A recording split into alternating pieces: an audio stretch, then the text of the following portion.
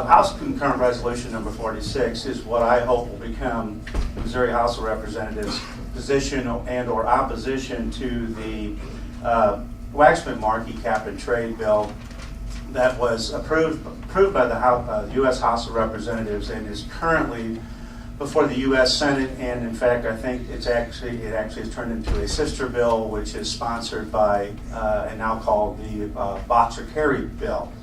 And in addition to that opposition to the cap and trade bill, this concurrent resolution also asks that the Missouri House of Representatives speak in opposition to the two new, more recent endangerment findings that were enacted by the EPA on December 7th of 2009. Should the Waxman-Markey bill become law, Americans can expect to see and experience some of the following to occur over the next 25 years. And this research was done by a foundation that most, if not all of you are familiar with, the Heritage Foundation. And I'm only going to give you some snippets of their overall list. It was a rather lengthy report. But you can expect to see inflation adjusted to losses adjusted to inflation to our gross domestic product to a loss of $9.9 trillion over those 25 years. You'll see more than $4.6 trillion in higher energy taxes in the next 25 years. The potential job losses, as estimated over those 25 years, will be 2.5 million.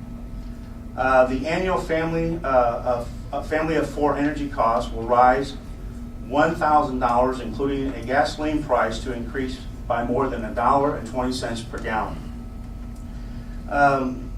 The average GD loss per family of four will be above $4,500 per year. The family of four's share of the national debt rising by an additional $27,000 over that period of time, as stated in the study that was assembled by the Heritage Foundation. The overall concerns are that if cap and trade is passed into law, or if even if it is not passed in law, but if the EPA is allowed to continue with their endangerment findings and actually codify them into administrative rule, ultimately giving the EPA the power and authority to regulate CO2 emissions, that we're going to have a huge driver on pushing up the cost of energy. It will deter job creation in the United States. It'll further push jobs overseas,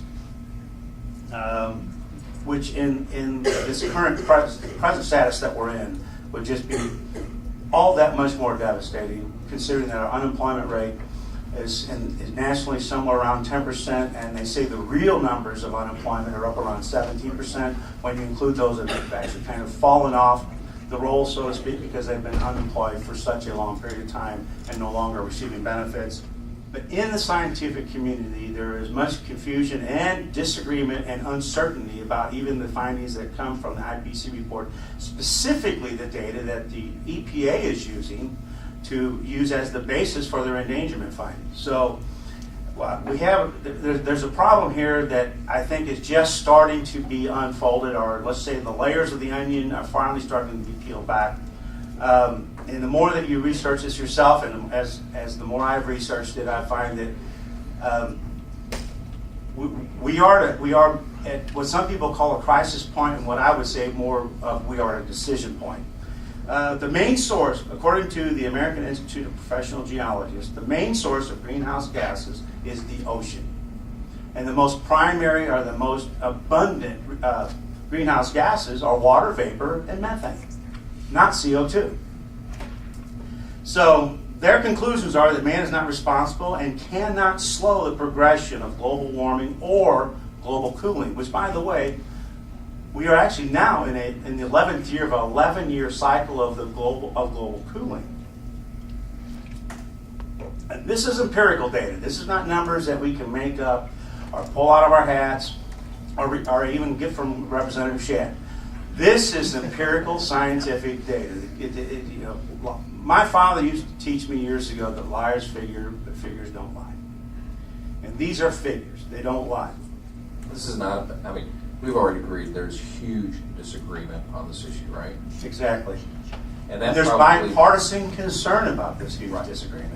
and because of that, when you have two well-founded entities, and really they're groups, Right. they're saying, we're not sure if the science is accurate. One says is it really proper that we as a governmental body act on issues that truly have not been resolved? Well, Representative, that's an excellent point, and that was kind of in my summary statement what I wanted to kind of bring to light. Even the most staunch supporters of what are the perceived driving causes of climate change will tell you it's based on theory. Now, I don't know what's changed, and I'll entertain jokes later, but since I was in school, and since I took my last science class, and since I last used what is called, then was called the scientific method, science is designed to discover and determine fact. It's called empirical evidence. It's when you've taken a theory or a question or a concern and you've researched it and you've torn away the layers of the onions and you've gotten down to what all the root causes are, and you now can make a statement of fact. Even the staunchest supporters of this global concern on climate change will tell you their concerns are still based only on theory. So until we have empirical, factual evidence in front of us that we know what's causing climate change, and God willing, all you got to do is I'll withhold my commentary. The best thing for government to do is to have the courage to do nothing and let the science continue. Good morning, Mr. Chairman, members of the committee. I'll be brief. Trent Summers with the Missouri Chamber of Commerce and Industry, and we support the resolution based on the negative impacts that we believe cap and trade legislation would have on Missouri jobs and